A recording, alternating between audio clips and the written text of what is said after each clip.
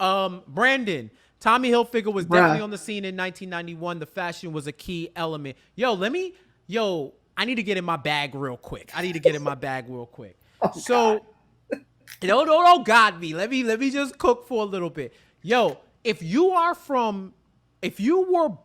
raised in the 90s, yeah, if you're from New York City, specifically, if you are from Queens, you need to watch this first episode. yeah. If you're from the real Queens, you need to watch this first episode because there's gonna be scenes and landmarks and the atmosphere that will bring you back to when you were where you were in those times. I mean, even from the first shot, seeing Baisley Park. If you from like Southeast Queens, South Jamaica, Queens, even if you weren't from there, like I'm not from South Jamaica, but you know Baisley Park. You know Baisley Park. Like that's like a staple. So, and you've probably been there once or twice before in your time. So seeing Baisley Park, seeing the Coliseum Mall, like these are like landmarks. These are like established landmarks in Queens. Even seeing the school that they're going to is Jamaica High School. Yeah. That's right outside Jamaica High. Like, and I'm eager to find out if they were like filming out there and all. Well, clearly they were, but just filming in the school and how that went about, because those were the things that hit for me. Just being from the borough I love, Queens. It just transported me back to like my youth days, and we gotta talk about that 90s era too, just like Brandon brought up. What were some of the things that hit for you with the 90s nostalgia? Man, first of all, they probably got lucky in being able to actually shoot in that school because of COVID. Like they probably didn't even have to build a set because most people were not actually in school. So they probably got lucky. But yeah, for me, it was just the music. I think that's because I'm clearly not from New York. Y'all can hear it in my voice. I'm not there. Born in Michigan, raised in Georgia. But yeah, for me, it was just the music. Like it brought me back. Like and also just communicating with everyone as we were live tweeting it, and we were all just in that. Like it's like we were all just transported back to the 90s. Like that's really how it felt. Seeing the clothes, seeing the way everyone was talking, just the overall vibe. It really transported me back to my childhood. And for that, if nothing else, for that I'm thankful because that's how it felt watching it. I just really felt like I was there. Yeah, there was a lot of things that hit for me. Even from 85, seeing a boombox, like I want to get one for myself. Get a boombox with an aux cord, Bluetooth, AirPlay. I know one of y'all engineers or something got an AirPlay enabled, Bluetooth enabled boombox. I want to bring probably that sell back. That on Amazon, Jeff. Huh? I mean, they probably sell it on Amazon. I bet you somebody got one. I mean, Bezos is already going to space. I wouldn't be surprised if he don't got that on his site, right? So yeah, the boom box, the fashion. Even when I saw the Hilfiger shirt, and shout out to my guy Sean Malcolm, we were talking about this on Twitter. There may be a little bit of line blurring with what fashion was in what part of the era, because early 90s to mid 90s, I'm not sure. I'm not saying it's completely out of bounds because those was around. I couldn't afford it. But I remember it, right? I remember it. So those things, but this is the kind of thing that makes me wish I would have kept a journal. Yeah. Because that type of style and stuff it's hard to remember when you were living it. It's true. Unless you're looking at pictures, watching videos, or in our time, probably like home videos and home videos or something, right? It's VHS. Difficult. No, I mean, it is what it is. Like y'all that grew up with iPhones and smartphones where you can take pictures and record off the phone, you are in the best of the eras because you'll always have a record of your time period through video and photo, to where when we were kids, you had to get disposable cameras. And if you had a camera, you was a photographer. Like you was a photographer. I'm thankful for my dad. Listen, my dad was a photographer at heart. Listen, Jerry, we got so many photos. Like there's stuff that I did. I don't even remember doing it. So like I'd be like, what is this, Dad? So I'm thankful that I at least have photographic evidence of my childhood from my dad. But other than that, y'all really are blessed in this age. Right. It's just so ill. It's dope to reminisce. Even seeing arcades. Arcades in the hood ain't around like that anymore. No. Like I remember when you could go to a bodega and Street Fighter was in the bodega. Like bodegas, pizza shops, it would have the Street Fighter Mortal Kombat 1-2 combo, Teenage Mutant Ninja Turtles, the arcade game. Like these were the classics that you didn't have to go to an arcade. And for those of you who are around today, if you're from New York, you know, I think they have it in a few other cities, barcades and stuff like that. Yeah, they have some here. Mm-hmm. Right. So like imagine you could pull up to your corner store and there'd be two of those arcade machines in your bodega. And there was always somebody playing. Always somebody was playing. And I'm talking about you game at home now, and it was just as intense. Just as intense. So you see that scene with Famous and Jukebox playing Street Fighter. You know, Famous had no hands, by the way. He got cleaned up real quick by Jukebox, and I saw him trying to cheese too. I almost reacted with the little foot. Like, yo, I used to hate when people would cheese in that damn game. I seen him trying to cheese, but yo, it's just so many of those things that are nice touches to the show. The other thing that was like a staple in the era was Supreme Mathematics.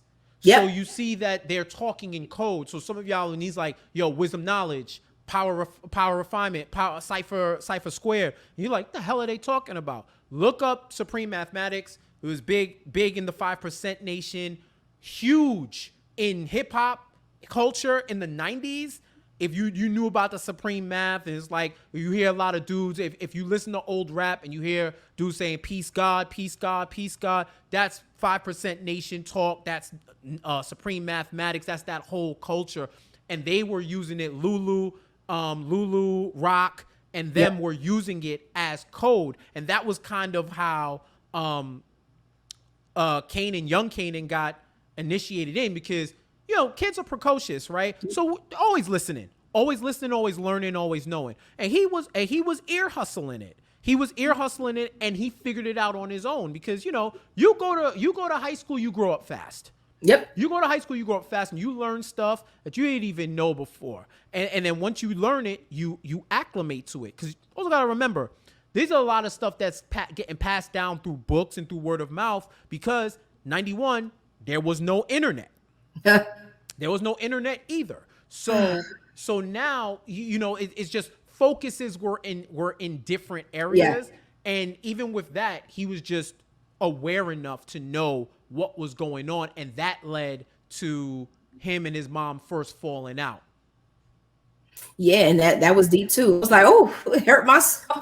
Like she never was one. It seems like Rock kind of kept her cool with Kanan. Like she didn't really like her. I think her anger was more of hurt.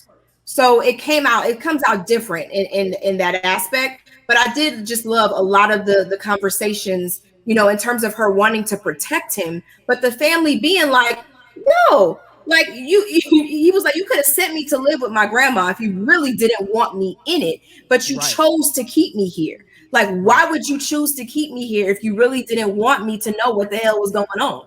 And he had a point.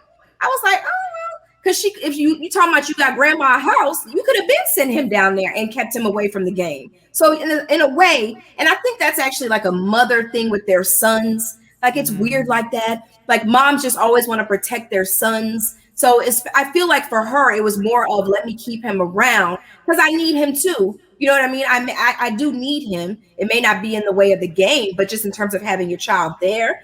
But yeah, I felt the emotions between them. And I think we're going to see that grow a little bit as well. And I look forward to seeing their relationship because as much as it pains her to have him be a part of it, she knows that she has no choice. Right. And Lulu, I believe, said it at the end after dudes did the drive-by where they lived. Where he's like, yo, ain't no escalators gonna save him, ain't no new school gonna save him. He you know, ain't gonna save him. He's here now. And you could see from Kanan's point of view how it was mixed messaging, right? Where you say you don't want me in the game, but I'm here. Yep. I'm here and I'm exposed, so I'm already in it. That's why he felt compelled to tank that Stuyvesant test. And once again, those of you from New York, if you know, if you've been through the New York school system, you know about the Stuyvesant, Brooklyn, Bronx Science, Brooklyn Tech test. I'm always triggered by that test because so that was a real I thing. definitely failed. Yeah. Okay. Oh yeah, like it was a specialized school exam, and and I was so salty at everybody who passed it because I thought I'm like, oh, I took it. You know, I met the criteria to be selected, but I wasn't. Right? The criteria was, I guess, getting a passing grade, and I didn't get it, right? But the fact that he would even get selected to take the exam, that means somebody sees potential in you, sees intelligence in you, and sees the ability to go on to these high prestige schools, right? That's why he takes the test, because he's like, yo, I want to be close to my mom. And for his mom and for Rock, grandma's house was a contingency plan. Yep. It wasn't really the plan. It's if this game is deadly, and if I succumb to it, you have an out. Yep. It wasn't really meant to get him out unless she wasn't there. Ooh, child, that's deep. Listen, I tell you, moms love their sons now. We keep them around forever. But yeah, I didn't know that test was actually a real thing. Like, I know down here we have tests like that, but I don't think that's what it's called. But yeah, him taking that test was actually big, like a really big decision to me, because that decision changed the course of his entire life. Like you can't go back from that. Like him doing that. And I think it was the principal who was really invested in him. She was like, I signed him up myself. So they knew the potential in him very much, like, I think it was actually Raina who they saw that potential in the beginning with Power. But yeah, just seeing how smart Kanan actually was, to seeing the decisions that he was forced to make in the future. It's sad. It actually makes me sad. And it makes me wonder what tainted him between now and then. Yeah, he caught his first body, but I think there's so much more that has happened to him that made him to the point where we know what he did in Power. I don't know. Some people may not have watched Power. I don't want to ruin it for him, but we know what he did. And I feel like you got to really be in a dark space to make that type of decision. Right. I agree. Shout out to Tyrone Campo. You could tell 50 had more creative control in how this was told and written. The actress that plays his mother owned the role. Shout out to Patina Miller, who plays Rock on the show. I'm gonna get to some more of your comments. As always, if y'all are in the chat, keep chatting, keep sending all your comments. Let me know your favorite memory of the 90s if you were around during that time. If you're from New York City, tell me what was something that grabbed you about the series, the pilot. If you're watching later on, leave us a comment on that too. I really want to know what you think about it. Let's see what else everybody's saying. Tyrone, I love seeing kids playing outside with one another. That's real. Lost art, man. Lost art. It is. And the other thing is, as you get older, you're not really outside like that. So it's like when you see kids, you're like, oh shoot, they really do still play outside, as opposed to like when we were like younger. I feel like older people would always see kids outside. Yep. So that, once again, that's also like a different era. Generational. Just a different it's a generation. Because I'm gonna keep it real. Maybe we were naive or whatever, or didn't know, but people wasn't really, at least around where I was, people wasn't really getting snatched up like that. Nope. Like kids would be walking home from school. Doors were unlocked. Or locked when they needed to be locked. No. But don't forget to lock that door when you're the last one in the house. Now, don't do it. Stuff got like real crazier. Mr. Polo Lifestyle. I miss those arcades, bro. You remember when the mall used to have them? Yes. The mall used to have the arcades, all of them. And it was just so cool because, once again, you could have like Nintendo, Genesis, PlayStation at home, but it was something about the camaraderie of playing against live people. That's why online gaming is so popular right now, is because you get that same sense of community, but you could be gaming with someone in Japan, someone in France. It's worldwide now. It made me think of Stranger Things too. If you've watched Stranger Things on Netflix, you see them playing in that arcade a few times. Like every once in a while, you'll see them arcade gaming. It made me think of that too. I was like, well, every once in a while, when they take these shows back, you're reminded of really how great our childhood was. We had a lot of great things, man, because we didn't have the internet. We weren't on our phones or on the computers all day. We were forced to be outside and to do things that kids these days don't have to do anymore. So the nostalgia portion alone of the show is just amazing. 100%. What up, Scratch? Yeah, I'm from Queens. My grandmother's house was by Baisley Park. Nice. I took the specialized test, got in Brooklyn Tech, but not Stuyvesant. Did we see you in the show, bro? Did we see you in the show? I'm about to say, is your last name Stark? But yeah, you know, and you know what? I applaud you for getting into Brooklyn Tech. I won't even be salty about it because I am a little salty, actually. You sounded. I heard it Scratch, in your. I appreciate you, and I salute you for getting.